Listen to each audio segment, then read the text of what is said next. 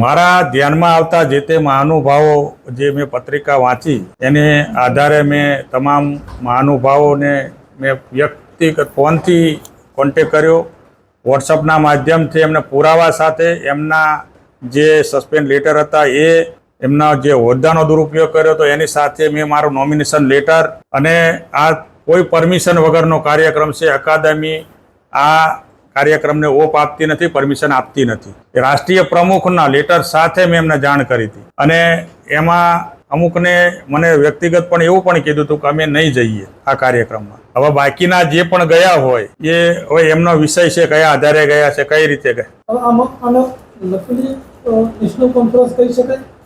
National conference ક્યારે પણ આ કહી શકાય નહીં. ગુજરાત પ્રદેશનો કાર્યક્રમ હોય એટલે ગુજરાત પ્રદેશનો કાર્યક્રમ પૂરતું રખાય. એમને નેશનલ કોન્ફરન્સ બતાવી છે. નેશનલ કોન્ફરન્સની અંદર સૌપ્રથમ તો પહેલા રાષ્ટ્રીય પ્રમુખની હાજરી અહીંયા અનિવાર્ય હોય છે, સાથે જે નેશનલ કમિટી એના સદસ્યો અહીંયા ઉપસ્થિત હોય છે અને એ કાર્યક્રમ એવું હોય છે કે એમની તમામની હાજરી, એમનું ટોટલી જે પણ જવા આવવાનું એ બધું અમે અમારા ગુજરાત પ્રદેશ તરફથી હોય છે અને એ જે હું 2 ટર્મ વખત કરી ચૂકેલો છું, બરોબર. એટલે આ નેશનલ કોન્ફરન્સનો કોઈ ઉદ્દેશ જ નથી. ખોટી રીતે નેશનલ કોન્ફરન્સનું નામ આપીને આ લોકોને ભરમાવાનો પ્રયત્ન કર્યો છે અને અકાદમીને ક્યાંક ના ક્યાંક પોતાનું મહત્વાકાંક્ષા વધે અમે આ કાર્ય કરી રહ્યા છીએ એવા એમનો વિચાર, પણ વિચાર તદ્દન ખોટો વિચાર છે અને કોઈ એમની પાસે પરમિશન નથી, પાવર નથી.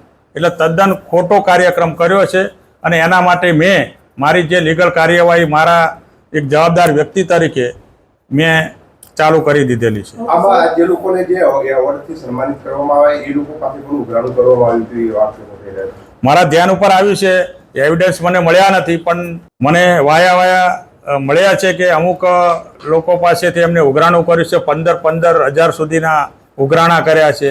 મને એવું પણ જાણવા મળ્યું કે આપણા ભૂતપૂર્વ સાંસદ પાટણના કિરીટભાઈ સોલંકીના પીએ પાસેથી 15,000ની માગણી કરવામાં આવી હતી. આવું વાયા જાણવામાં મળ્યું છે પણ મને એના એવિડન્સ મળ્યા નથી. એવિડન્સ ના મળે ત્યાં સુધી હું ચોક્કસ નથી કહી શકતો, પણ એના મેળવવાનો અમે પ્રયત્ન કરી રહ્યા છીએ. પણ અત્યારે અમારો મેઇન ઉદ્દેશ્ય છે કે અમારા કમિટીના સદસ્યો અને બીજા લોકો આવા લોકોથી ભરમાઈ નહીં, ખોટા એમના સંપર્કમાં આવે નહીં અને ખોટા પૈસાનો વ્યય ન થાય. બિચારા નિર્દોષ લોકોને, અમુક લોકોને મહત્વાકાંક્ષા હોય કે મને એવોર્ડ મળે છે એટલે એને સાચી હકીકત જાણતા ન હોય કે આનું મહત્વ એવોર્ડનું શું છે, કે ખરેખર આનું સિસ્ટમ શું છે, કે આમાં કોણ કોણ જવાબદાર વ્યક્તિઓ છે, કે કોને પરમિશન આપેલી છે, એ લોકોને ખબર નથી હોતી. એ ફક્ત એવું વિચારતા હોય છે કે અમને એવોર્ડ મળ્યો છે એટલે ચલો આપણે પૈસા આપી દઈએ. પણ ખાસ એટલા માટે મારું અત્યારનું જે મારું આવવાનું કારણ એ છે અને મેં સોશિયલ મીડિયાના માધ્યમથી પત્રકાર મિત્રોને પણ અમુક, તમે અત્યારે તો મેં ઘણી બધી જગ્યાએ પત્રકાર મિત્રોને પણ જાણ કરી દીધી છે અને મારે જ્યાં ત્યાં જાણ કરવાની ત્યાં કરી દીધી છે અને એ લોકો પર પગલાં લેવાયા છે અને એ લોકોને સસ્પેન્ડ કરવામાં આવ્યા છે. અગાઉ 2 જણા તો સસ્પેન્ડ હતા જ, એમને ખોટો ઉલ્લેખ અંદર કરેલો છે. પણ આ ભાઈ મહેન્દ્ર પંડ્યા જે ગુજરાત પ્રદેશ પ્રમુખ તરીકે દર્શાવતા હતા એમને પણ રાષ્ટ્રીય પ્રમુખે અકાલપટ્ટી કરી છે એમની અને એમને સસ્પેન્ડ કર્યા છે. નેશનલ લેવલનો અમારો રાષ્ટ્રીય અધિવેશન હોય છે. એમાં રાષ્ટ્રીય અને આંતરરાષ્ટ્રીય કાર્યક્રમ થતો હોય છે.